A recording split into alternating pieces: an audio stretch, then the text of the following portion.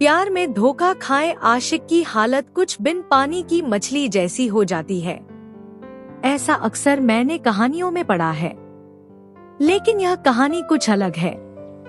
यह कहानी है एक ऐसे लड़के की जिसने एक लड़की से बेपनाह मोहब्बत की, लेकिन उसे बाद में मिला तो क्या, वही फरेब और धोखा। लेकिन यह लड़का थोड़ा मानसिक स्तर पर मजबूत था, इसीलिए कुछ समय उदास रहने के बाद फिर से नॉर्मल हो गया। लेकिन साहब, वह कहावत तो आपने सुनी होगी, यह इश्क नहीं आसान। बस इतना समझ लीजिए कि आग का दरिया है और डूब कर जाना है। कुछ समय के बाद लड़के को एक बार फिर से एक लड़की से इश्क हो गया। इस बार वह एक लड़की के इश्क में इस कदर दीवाना हो गया कि उसे सिर्फ एक बार देखने के लिए घंटों उसके ट्यूशन वाले रास्ते में खड़ा रहता था। जब कभी वह लड़की गलती से भी उसे देखकर मुस्कुरा देती तो वह खुशी से झूम उठता। भला ऐसी कौन सी लड़की होगी जो इतनी मोहब्बत करने वाले लड़के से प्यार न करेगी।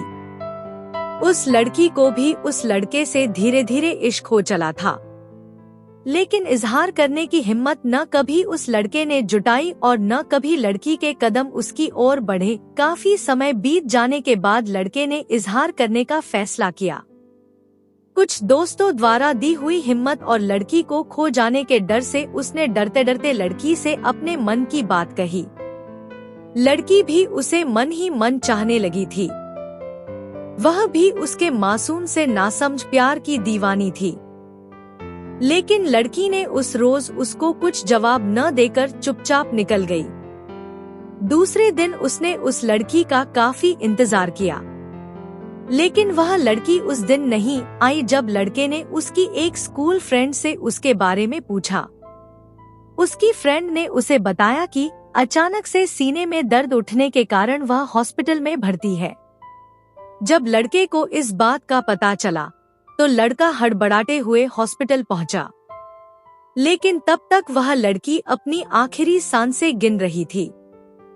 लड़का दौड़कर उस लड़की के पास गया तो लड़की ने उसे एक लेटर थमा दिया, जिसको उसने पहले से अपने हाथों में पकड़ा हुआ था। यह लेटर उसने कुछ चंद रातों पहले लिखा था।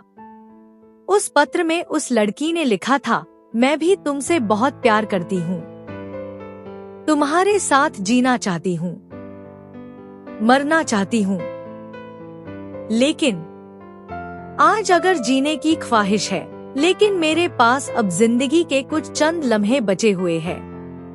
बस कुछ चंद दिनों की मेहमान हूँ, इसलिए तुमसे इजहार नहीं कर पाई। प्यार तो मैंने भी तुमसे बेपनाह किया था, लेकिन मेरी सांसें तुम्हारे साथ नहीं थी।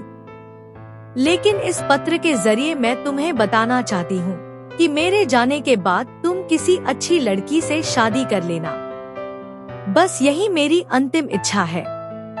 लड़की के इस लेटर को पढ़ने के बाद लड़का रोने लगा और पास में पड़ी हुई एक बेंच पर लड़खड़ाते हुए बैठ गया। उसे समझ नहीं आ रहा था कि वह क्या करे। वह अपनी किस्मत पर रोए या अपनी किस्मत पर हंसे। बस इतनी सी थी ये कहानी।